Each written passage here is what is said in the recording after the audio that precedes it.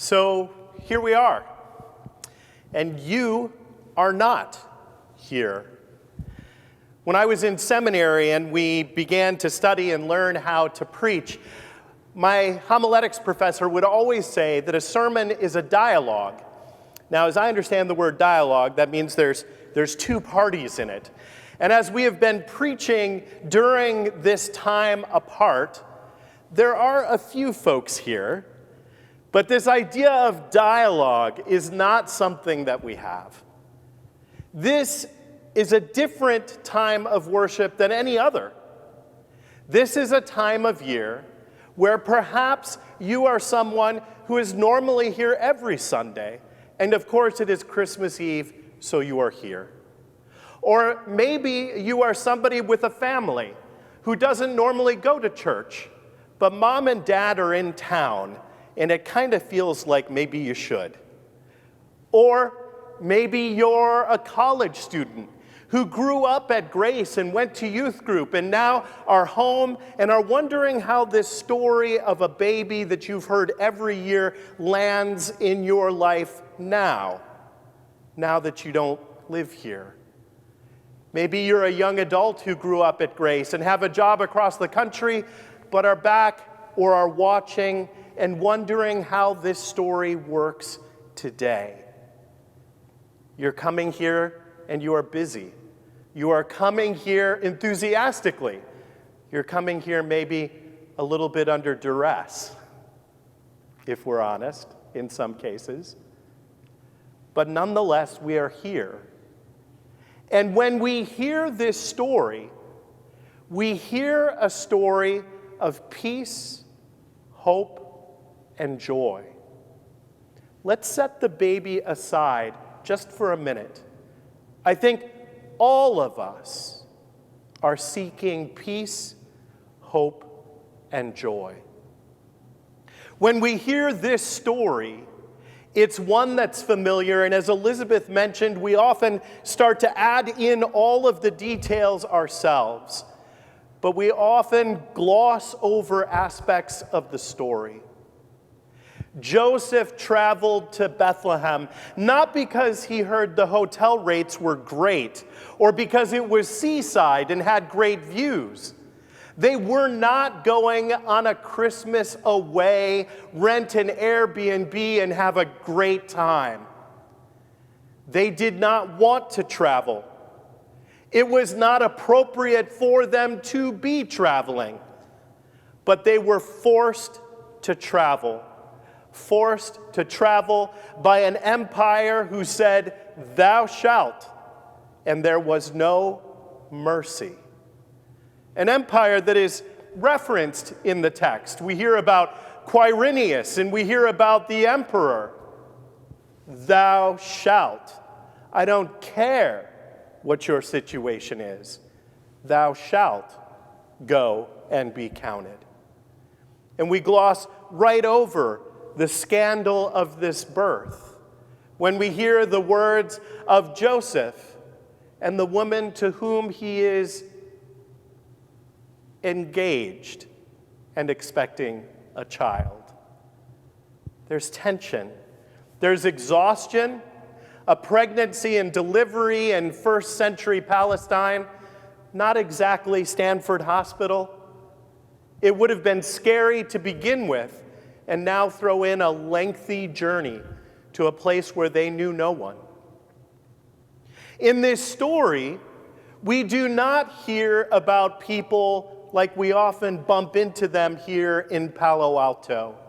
The cast in this story is not so much a 94306 kind of cast.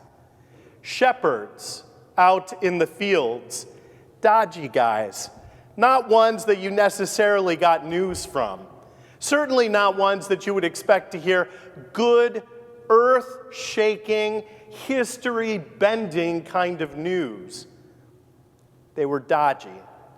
And then we hear about this young man and this young woman of questionable circumstances on the road when they should not be. We hear about people at the margins. We hear about people at the edges. And in the midst of all of that, we hear perhaps the most basic human story. It came time for her to be delivered, and she bore a son. Think of that human story. How many times was that story written today, let alone yesterday, last week?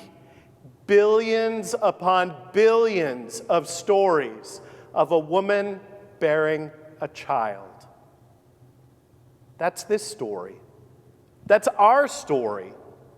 That is a story that is common. We all can relate to that.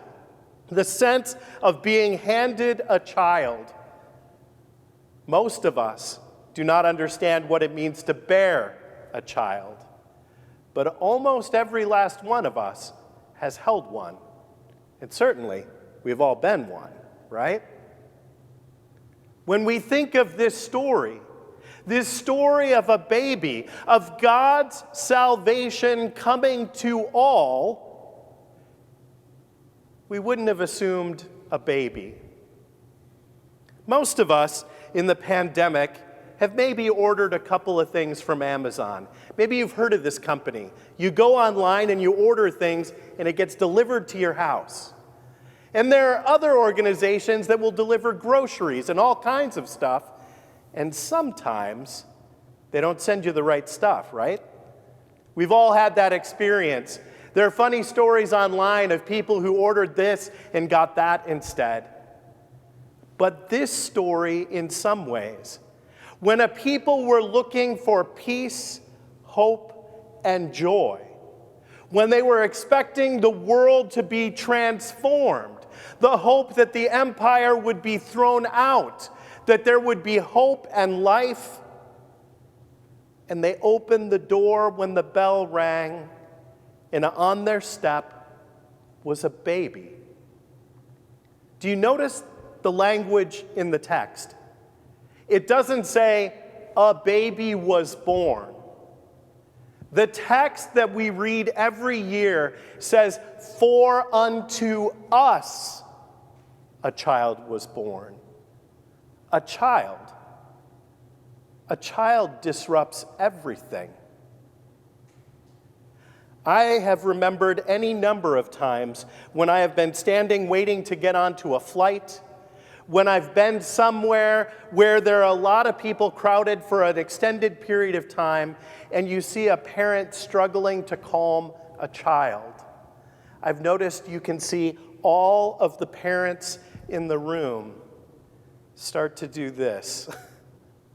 Everybody starts moving in the hopes that somehow the child might be calmed.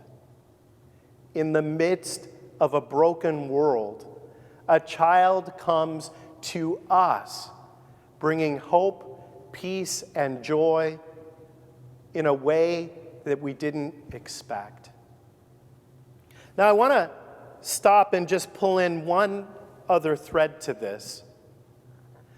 When we gather on this night, this story is about a young woman who gives birth to her firstborn child. Like I said just a minute ago, this is a story that is repeated billions of times up to this day and throughout human history. But this child has a different story. And as we move through the Gospel of Luke, we will hear about a child who grows to become a man, who heals the sick, feeds the hungry, who brings good news to those in desperate need of peace, hope, and joy.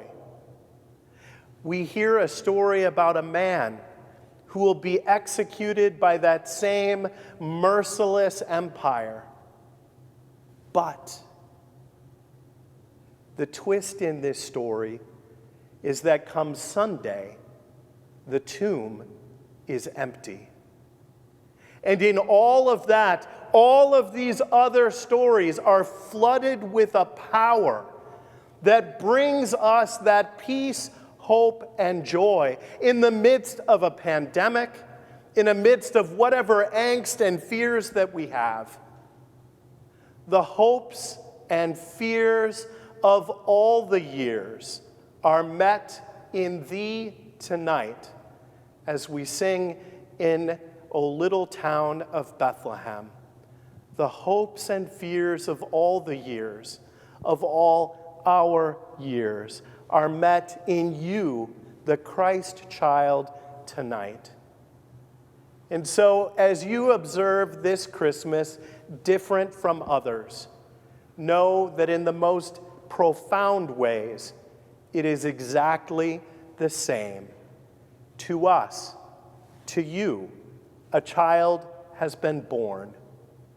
Peace, hope, and joy to you this Christmas. Amen. Please stand as you are able.